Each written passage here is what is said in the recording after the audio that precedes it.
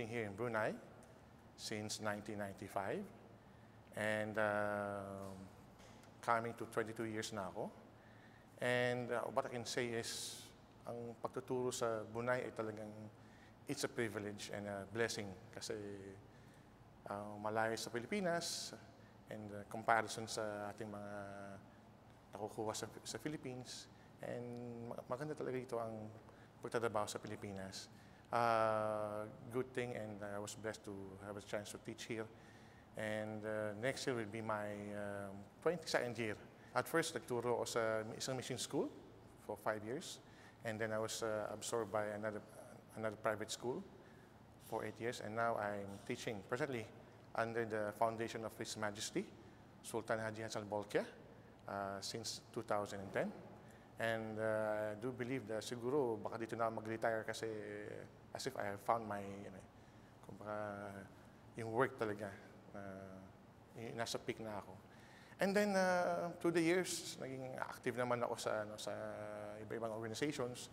But then, naging full blast ako sa Brunei Filipino Educators Club, which is, ito yung lead club in Brunei, in which we do help out our Philippine Embassy, because it's one of their programs to reach out to Filipino community here, to open up this Filipino language program.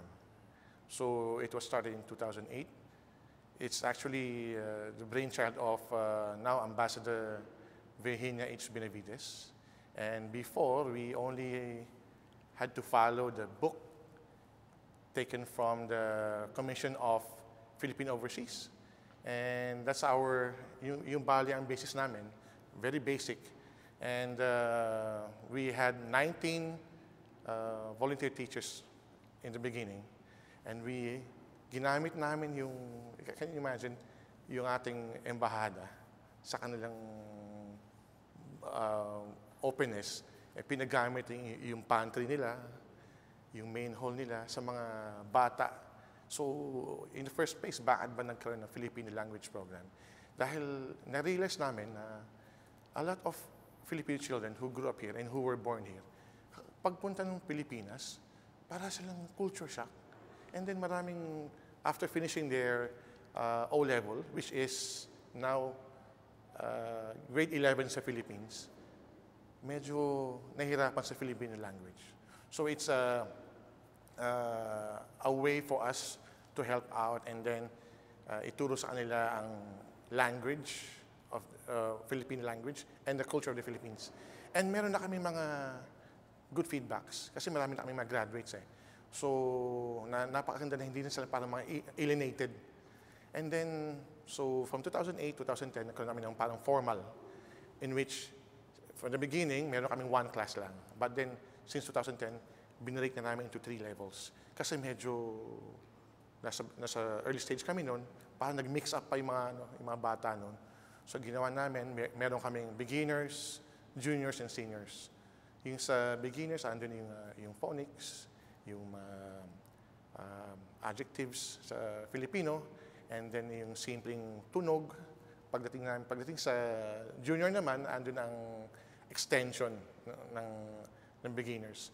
And then sa aming seniors naman, which is age 13 above, ang kanilang program ay andun na yung politics, andun na yung social justices, na talagang ini-introduce namin sa kanila. And then we did invite speakers, even our former Ambassador Nestor Ochoa. In-invite namin siya dahil sa panahon isa sa mga topics nun ay panahon ng martial law.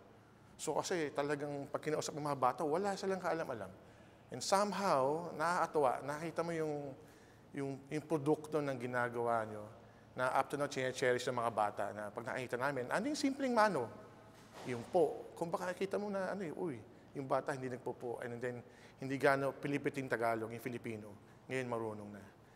Wala po kaming religion. Lahat po, ulti po mga Muslim or whatsoever, ina-accept po namin siya.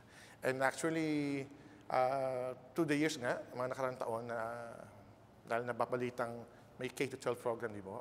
So, kami naghanap ng mga expert, dalubhasa. So kami po nag-imbita ng mga Filipino professors who are currently teaching in UBD in Brunei na expert sa Filipino, and then tinulungan po kami na somehow ma-improve pa ang aming yung mga like, competencies po. Nais ko lang pong batiin po ang aming mahal na Pangulo, Presidente Duterte, na maligayang pagdating po sa Brunei, na kayo po ay hinihintay po ng lahat po ng Filipino dito na sumusuporta, nagmamahal po sa inyo. Nais ko lang po sanang hilingin po sa inyo ng ilang pong mga suggestion o maaari pong gawin po para po sa mga OFWs po. Alam ko po na napakaganda po ng panimula na nagkaroon na po kayo ng parang all-in-one pong processing po sa POEA, and sana lang po ay magtuloy-tuloy po yun po na lahat po kami dito ay sumusuporta sa inyo, and sana po ang inyong mga plano ay maging makabuluhan, matagumpay at magsasid kayo sa mga plano po para sa aming mga Filipino, lalo po sa mga OFWs. And we hope po, sana po, mahal na Presidente, meron po kayong iba pong mga programa po para sa amin. Maraming salamat po. And